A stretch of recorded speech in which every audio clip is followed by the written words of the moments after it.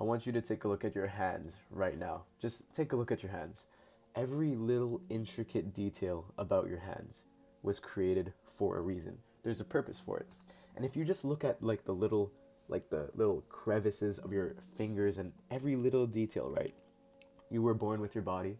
You've lived with your body every single day of your life. There hasn't been a single second where you were separated from your body yet. But it's so strange that we still don't know every little piece and part of our body. We go to school, take biology to learn about different parts of our body that we've already been living with this whole time.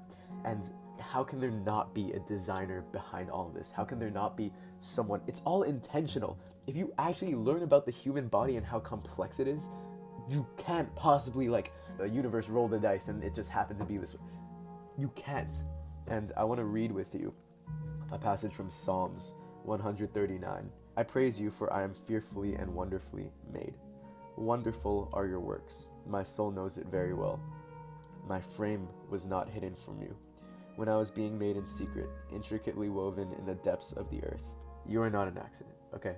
No matter how many times you feel like you are, no matter how many mistakes you make.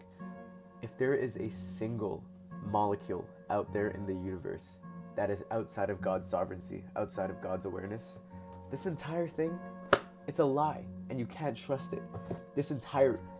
Look around you, this entire life, this whole experience of life and death and loss and suffering and victory and triumph, it's all for nothing.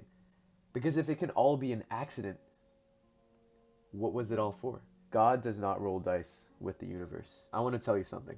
Picture the entire United States of America. I know, random analogy, but if we were to cover the entire US with a penny, like just imagine a penny, and every single centimeter of the entire nation was covered, and you were to stack every single one of these pennies up all the way to the moon. But one of those pennies, in how many trillions of pennies that is, there was one that was made of paper. And if you found that penny on the first try, the odds of that are the same as us being here right now, that the sun is in its exact position and has lasted for as long as it did and is the exact temperature that it is, that we are the perfect amount of space away from the sun and away from other planets, and that every other planet is in rotation that doesn't pull us in by their own gravitational, like, you don't understand, like, when you actually look into how deep this is, how minuscule our chance of existing is and surviving, let alone thriving, is, it's crazy. Another passage from Romans, I know I'm reading a lot, but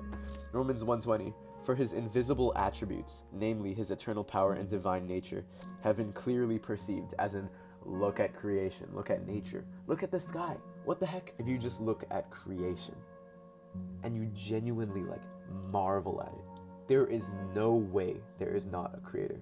And sure, you can always argue, like, in whatever you want to say, like, oh, it's by chance, yada yada, but, like, you really want to take your chances that all this is just by chance? That all of this, if you understood how slim the chance is, if there even is any, you'd be even crazier to believe that there wasn't a God than to have faith in the fact that there is a designer, right?